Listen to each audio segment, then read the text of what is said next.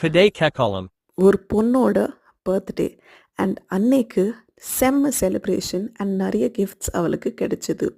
But அதில் ஒரு gift பார்த்தீங்கன்னா சூப்பராக இருந்துச்சு கிஃப்ட் ரேப் பண்ணி. பட் இன்னொரு கிஃப்ட் அவ்வளோ நல்லா இல்லை. அவள் கிஃப்ட்ஸ் ஓப்பன் பண்ணுறப்ப தான் பார்த்தா சூப்பராக பேக் பண்ண கிஃப்ட் ஆக்சுவலி ஓப்பன் பண்ணி பார்த்தா ரொம்பவே நார்மலான ஒரு ஹேண்ட்பேக்காக இருக்குது.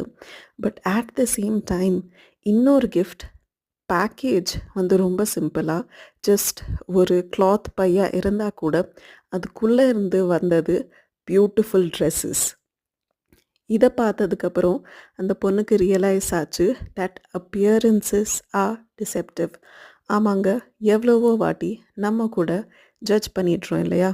இவங்க வந்து இப்படி ட்ரெஸ் பண்ணியிருக்காங்கன்னா இந்த மாதிரி மைண்ட் செட்டில் தான் இருப்பாங்க, இல்லை அவங்க இப்படி பேசுகிறாங்க அப்படின்னா maybe they are not so good. So we have to stop judging and realize the fact that all that glitters is not gold. வெளியில இருந்து பார்க்குற ஒரு பொருள் எவ்வளோ வேணாலும் சூப்பராக இருக்கலாம்.